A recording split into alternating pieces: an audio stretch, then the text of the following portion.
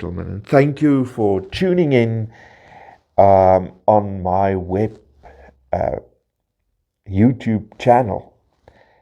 Parenting after divorce and separation is our topic for today.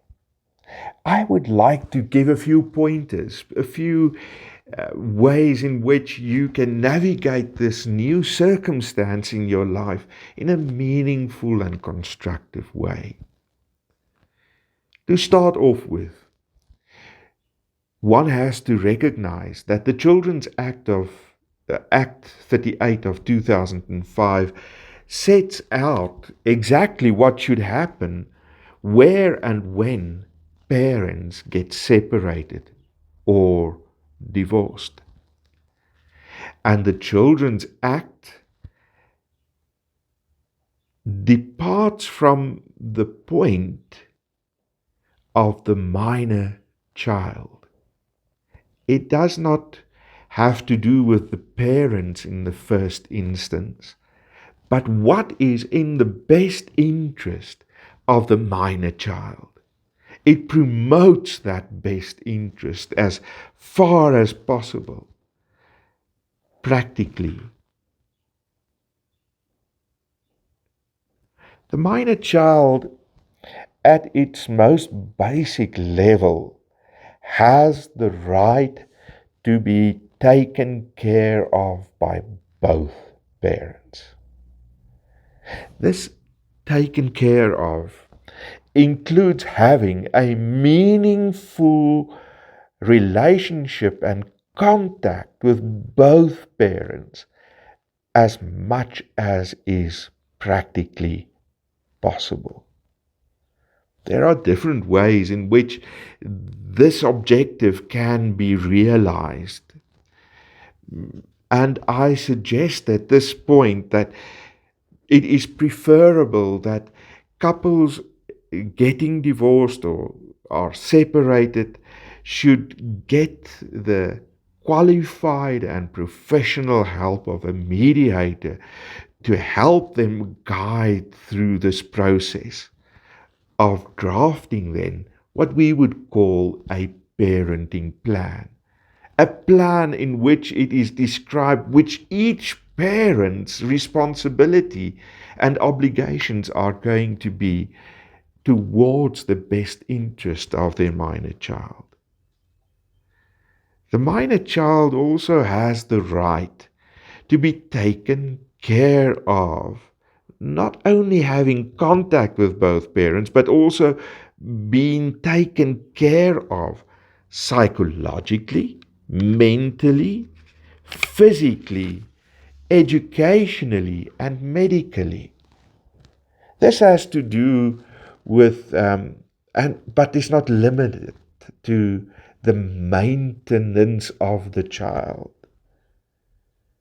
Many separated and divorced couples make the mistake to think that the contact of the child with the parents and the maintenance of the parent is in some way one thing, that it goes hand in hand. That is true. But if a dad is the person responsible of paying maintenance to his ex in relation to his minor child, stops paying that maintenance, it does not mean that the mother then has the right to withhold the child having contact with his father because his or her father did not pay the maintenance. That is considered in the law as not being in the best interest of the child. Both parents are then committing what we would call a crime. They are not conducting themselves in a way that is in the best interest of the minor child. It is also true That a dad cannot stop paying maintenance because the mother is withholding contact with the minor child. And as I have just stated, in both cases, it is not in the best interest of the child, and therefore against the Children's Act and what the Children's Act tries to promote. It is also true that maintenance and contact are dealt with by two different courts. Contact is dealt with by the family court, and the parent that feels that he or she is in a position where the other party is withholding contact can go to the family court and complete a Form 2 so that an investigation can be conducted and an amicable solution can be found for why the parent is withholding contact. Then you get the maintenance court, which is totally separate from the family court. And in the maintenance court, the issue of paying maintenance, of caring for the physical, mentally, psychologically, educational and medical needs of the child is dealt with. Two different courts, two different aspects of taking care of your child's needs and best interests.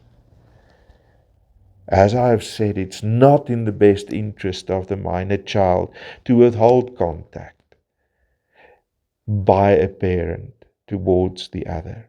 It is equally not acceptable to withhold maintenance because the other parent is not giving you as parent access to your child. Both scenarios are illegal and can result in jail time.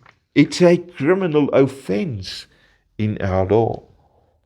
It is important also to understand that both parents have equal rights and responsibilities under the Children's Act. The one does not have more of a say over the minor children than the other. And if the child needs a therapist of sorts, both parents' consent is needed before a therapist can proceed with rendering the service that is needed. This needs to be understood from the outset. And in conclusion, you can hear that there is a difference between maintenance and contact, and that the law works from the premise that what is in the best interest of the child, most for and it is what is needed for the child, what is in the child's best interest. And the best interest of the child is that both parents contribute in a meaningful way to the maintenance and care of the child, and that both parents have, that the child has contact with both parents as frequently as practically possible. My recommendation to couples getting divorced or separating is to get a mediated parenting plan ASAP. It is of the utmost importance, and it can help navigate through difficult conflicts and disputes, and it can even help that the conflict and disputes that are there are settled amicably. I'm a mediator in private practice. My company's name is New Dawn Mediation Services, and you are more than welcome to contact me by WhatsApp at the following number: 081 706 0404. Let me repeat that: 081 706 0404.